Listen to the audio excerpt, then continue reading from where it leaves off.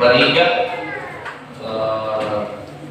Kauban siya partner, kaya sila mabisita karon. Gikan pa ni siya sa UK. Ato pagpakas Brother Ramil, kusang invite iya sa kihiraman at sakyanan, diritahan bilang simana. Salamat sa Ginoo na nakabisita sila na nato. Now let's go to the word. Ang title sa mensahe ako ang share ka nato karon mula sa patigsulit. Everybody read. Gusto na itong basa ang tanan, go! The blessing of pleasing God. Ang mga panalangin sa pagpahimuot sa Diyos. Ilalong yapon ni sa ito ang all year, tema God's plan, God's timing. Praise God. Ito ang teksto nasa Exodus chapter 33 verse 1 to 14. Now, ako na lang i-summarize diretso mateksonan. Ang unang bugna sa mga versikulo sa verse 1 up to verse 3. Verse 1 up to verse 3, makita tayo natin din ang tulog ka mga panalangin ilalong sa grasya o kaluoy sa Diyos. Unmerited blessings, unmerited favor, unmerited blessings. Sa una pa, sa panahon ni Moises, doon na sila sa ilalong sa balaod. Ba, sa mga mata sa Diyos, ang iyang mga katauhan, iyang gikaluinan. Amen? Iyang gigrasyahan. Gigamit niya si Moises aron na sila makagawas gikan sa Ehipto. Giredeem sila, ginukat sila sa Diyos from Egypt. Kung si Moises mo ang nahimo nilang leader nitong mong panahon. This is Exodus chapter 33 verse 1 to 3. Makita nimo ang faithfulness o ang pagkamaayo sa Diyos sa ilang mga kinabuhi. Say amen. Dapulay tulog kabutan, tulog ka klaseng blessing, nga ilahang na dawatan diha-diha. Verse 1, imo makita diha nga igsuon. Number 1 blessing, Abrahamic promise. The first blessing is the Abrahamic promise. Verse 2, the second blessing is angelic protection. Basahan ninyo, makita ninyo, sundin ninyo sa versikulo. Sa verse 2, naging ng Ginoo na iyang ipadala, I will send an angel before thee, and I will drive out the Canaanite, the Amorite, and the Hittite, and the Perizzite, and Hivite, and the Jebusite. Ngayon, bisan na kigsuunan karon, ang Israel gitabangan o halupad o mga bisan sa Syria, sa Iran, sa Lebanon, uban pa mga nasod, no? Mga Muslim countries kaming bato sa Israel, apan ang saan sa Ginoo ngadto kanila until this day stands. Ang saan sa Ginoo ngadto kanila nga magpadala siya ng angelic protection na tumudian ang sa kagamay karon ng nasod sa Israel ako pang sudad sa Davao. Pero ang Israel madaugod na naman tungod na sa pagtuman o faithfulness sa Ginoo sa pagtuman niya ipadala ang iyang angelic protection. Everybody say angelic protection. Angelic protection. Kita sa naapil niini. Nakadawat na sa mga saad sa Diyos pinaagi kang Abraham. We are here sa naisunan or kita mga anak na tusap ni Abraham manunod sa mga panalangin. Ngayon, ihatag ng Abraham all those blessings, all those promises, covenant. Ngayon, ihatag ng Abraham kita, nakaambit niya na hindi mo katapad, nakaambit ka na ng panalangin. Panalangin na saan sa Ginoo, mga saan sa Ginoo kang Abraham may tabusap kanin. Praise God. And then, nakaambit ka sa angelic protection. Hindi mo katapad, protektado ka sa Diyos. Tanan nga mga anak sa Ginoo, tanan mga nahimong katawhan sa Diyos, tanan nga naluwas, tanan nga nindawat ka ng Jesus, imo kaya ang Ginoo manluluwas, protektado, hindi mo lang i-claim mga kaigsuunan na blessing. Say amen. You are protected. Hindi mo katapag na you are protected. Dili basta-basta ang protection. Dili basta-basta. Kaya dili tao, gwardya mga kaigsuunan na nagdalang pistula ang naggwardyaw na bantay niyo. Mga manulundak sa langit at pagpapakan ng Diyos sa niya. Mga manulundak sa langit ang nagbantay niyo. Ikatulong blessing. Ikatulong blessing. Abundant provision. Hingnan sa Diyos ang iyang magkatawan sa verse 3, lagaw ang kamo ngadto sa yuta nga nagapaagay sa gatas ug lubos and to a land flowing with milk and honey. And to a land flowing with milk and honey means pagkaon, provision. Hallelujah.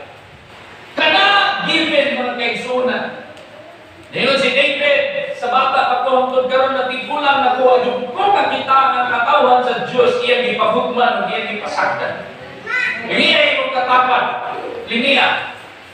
Tanawa daw o imagine ba na uwa pa na ikaon. Bisagod sa kalisod sa kinabuhi. Bisagod sa pag-igsunan kapait, inutan pait, mas panyaman na kinabuhi. Pero ang tagkarang buhi, paghihapon ka. Ha? Tanawa Sister Bayer. Naginusakan at padako sa mga anak, sa mga apo. Pero ang tagkarang buhi, pagto. Ipanalaginan sa Ginoo. Kinsa man kanando din niya makaigon kami pasagdan siya sa Diyos. The Lord is my shepherd, I shall not want. Abundant blessing. Say amen. Everybody say abundant provision. Given na lang ng mga panalangin saad sa Diyos. Protection, provision. Promise, protection, provision. Pero mamutangan ko ninyo, tanaw mo na po, okay na ba mo anak ito? Okay na mo anak? Ang tanan mo yung okay na, taas ka mo. Tanan mo yung satisfied na si anak tulo, taas ka mo. Ha? Ano mo na mo kasi di batas? Na yung batas, alangan niyo ba? Pag-sure mo. Okay na mo niyakin sa'yo, okay, taas ka mo. Okay na sa tulo ka blessing. Ay, bilang may taas. Well, alam niya itong mga tao, mga kaigsunan nga ganang selfish, they are okay with that. They are settled with that. Nga naman, para sa ilahang kaugalingon, okay na sila diha. Kaya ilang guna-huna, ilan naman kung kaugalingon. Huwag ganin sila maghuna-huna kung ang Ginoo nalipay ba o nagpahimutan ba. That three is important, but the greatest blessing of all is the blessing of pleasing God. Kung saan ka panalangin, ini ba blessing on earth? Huwag ito naging trabahuan. This is under grace. This is unmerited favor. Ihatag ng Ginoo sama siya pagluwas nila. Way bayad, gilukat sila sa Ginoo, kamatyan na sa cross ng Kalbaryo, giluwas na sa Ginoo, libre ang kaluwasan. Way bayad. Grasya na. Ano yan na silutan, pero wag na siluti. Iyan ang tilagaan o chance. Grasya kaluoy ang ihatag ganapa. Pero, tanong na ako, tingin ko sa una, kung sa'y timalihan sa taong magigrasyahan, kung sa'y timalihan sa taong maluwas na, kung sa'y timalihan sa taong na pinuon ng Diyos. Hallelujah, tao ang iyahang Ginoo o ang Ginoo o iyahang pinaka-priorities niya. These blessings, ihatag sa Ginoo. Pero na ay piro. Ang talamingon, piro. Ang talamingon, ba? Yang ba, kapatid, hindi mga kaigsunan sa verse 3b. Verse 3b. But I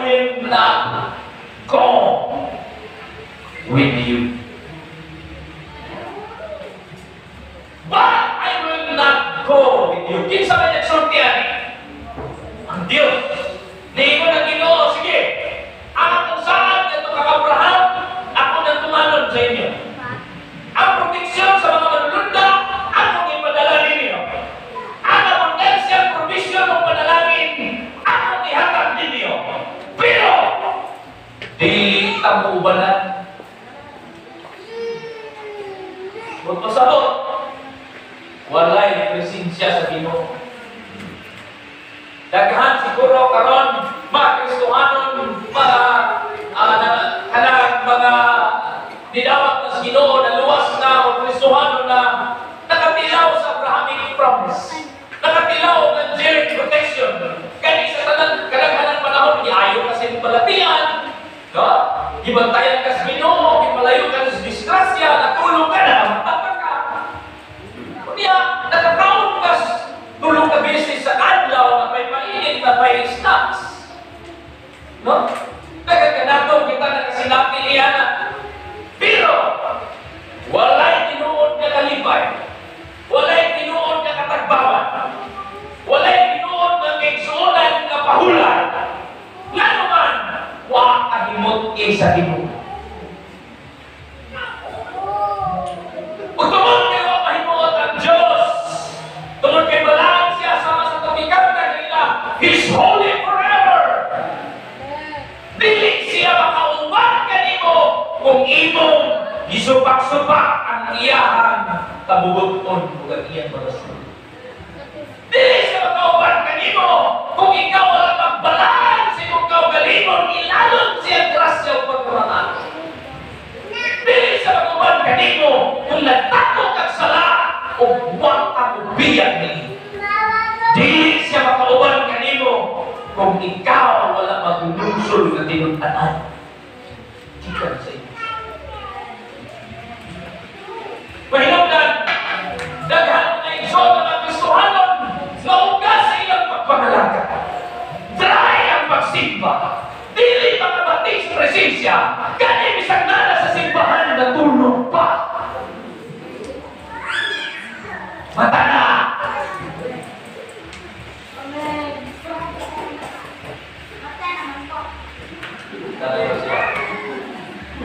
Unsay rason nga naman Ginoo dili maguban? Tanawin yung Bible. Unsay rason nga naman Ginoo dili maguban kanila? Because you are stubborn. Because you are stubborn. Gahimong liho. Ato kay gahimong ulo, dahil liho. Buot pasabot. Iwan ang Ginoo, tutok na ako! Dili ka lakaw! Ang Ginoo yan! Dito lang kalimutan! Nintulingin! Nintulingin yung galit! Dili mo! Dili yung ka! Dili yung ka! O dito pas likod! Dili! Musunod sa direksyon o instruction sa Ginoo. Nawala yung katapat pangutan ay nagahit ka dito. Stubborn. Kay ulo. Disobedient. Disobedient. Ang worst, kanang bibiyang. Kanang bibiyang na iso, ang meaning na wala'y pakialam. Kung nasakitan ng Ginoo, kung nakalaban pa, nakasala pa, wala na'y pakialam. Iyan ang gusto, ang iyong tumanon. Wala na galing siya maguna-una kung napay natamakan niya ng mga tao. Kung napa siya nalamangan. He live outside ng kaigsuunan, the law or the rules. Muna dibyan. Dili ni makapahimuot sa Diyos. You disobey God. If you walk through your own way, di makapahimuot sa Ginoo. Yes, nakakay promise. Yes, nakakay protection. Yes, nakakamakigsulay provision. Pero, okay na ba kanila? Are you satisfied? Walang naghamang Kristohanon, huwag makihapon na kapahulay. Hantod karon, ang mga sabanista, huwag ihapon sila kapahulay. Isagsigi sila simpag sa mado. Naghihapon yung mga sabanista, huwag kapahulay. Hindi magulang sa mado, may pahulay sa una na. Pero karon, ang tinuod na pahulay na ang Jesus. He is the protector of rest. He is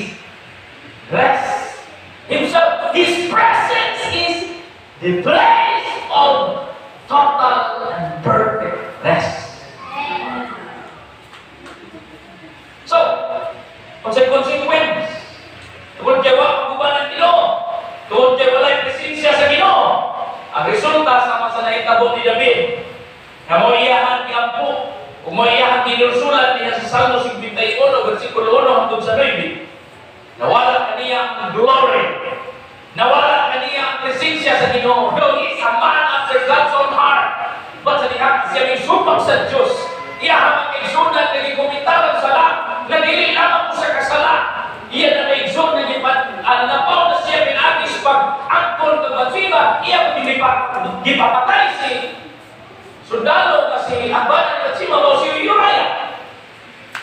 Tungkol niya na nasuko ang Ginoo. Nawala siya sa presensya sa Diyos. He fell from grace. Ayaw sa iyo pas pagsabot kagita na sa grasya. No, o niya diabot ihapon ng panahon na nagdapoy consequence. Dili ang grasya mo ining hawak, dili ang grasya mo nausap, ikaw mo ining ambak ikan sa grasya. Because ang proof na kita na-under sa grasya, pag-igsunan mo liwata ng Jesus. Ang proof na luwas ng ta, muliwata ng Jesus. Pumitaw doon ay hinatawag born again experience. A total change, transformation. Say amen. So, fall from grace. What a presence ni Lord. What a makubat ng Ginoo. Mula na tinaka, hawang ng mga ayunin. Yun ni Pastor Johnny, sa dihan na sahay mo si Bagsya, pari siya din, pari siya dito, bubuhat sa kinali mo siya, pero bubuhat sa Ginoo mauni. Ipadagbukin siya sa Ginoo. Yan din niya sugton. Ingaas siya na ay maghitabo. Dahil kahawang, o siya kalipay. Pero sa namingon siya, yes Lord, sa ginuhat niya, ang ibabuhat sa Ginoo, doon ay real rest. Natulog sa araw, dili siya mag-guilty. Nga naman, important siya. Nakubat ang Ginoo. The greatest blessing of all is the abiding presence of God. Everybody say, abiding presence of God.